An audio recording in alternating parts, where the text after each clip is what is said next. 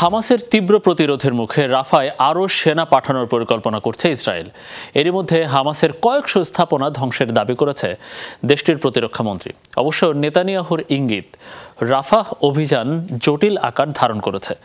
দিন যত গড়াচ্ছে রাফায় ততই বাড়ছে তেল আবিবের বর্বরতা। স্বজন হারানোর আর্তনাদে ভারী হচ্ছে বাতাসও।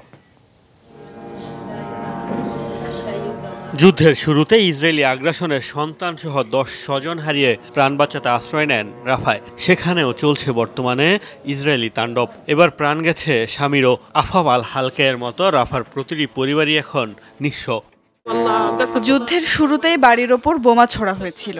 সে সময় আমার সন্তান, নাতি নাতনি সহ 10 জন শহীদ হয়। এখন আরাফাতে এসেও হলাম হামলার শিকার। আজ আমার স্বামী আর সন্তানকেও হারিয়েছি। দিন যত গড়াচ্ছে রাফার অভ্যন্তরে তত বাড়ছে ইসরায়েলি পদাতিক বাহিনীর বর্বরতা। দাবি, টানেল সহ হামাসের বিপুল স্থাপনা ধ্বংস করা হয়েছে। শহরটি থেকে ফিলিস্তিনি গোষ্ঠীটিকে নির্মূলের দ্বার প্রান্তে ইসরায়েল দিচ্ছে এমন ইঙ্গিত। সুবিধাজনক অবস্থানে থাকলেও রাফায় আরও সেনা পাঠানোর সিদ্ধান্ত নিয়েছে তেল আবিব। ধারণা, হামাসের তীব্র প্রতিরোধের মুখেই সেনা সংখ্যা বাড়ানোর এই উদ্যোগ। ময়দানের আমাদের সেনারা অসাধারণ কাজ করছে। শত্রুপক্ষের শত শত লক্ষ্য বস্তুতে আঘাত হানছে।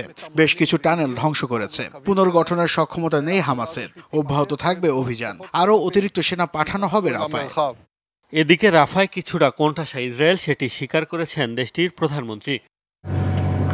রাফা অভিযান কিছুটা জটিল আকার ধারণ করেছে। হামাসের পুনর্গঠনের জন্য এতদিন এই এলাকা অক্সিজেন পাইপ হিসেবে কাজ করেছে।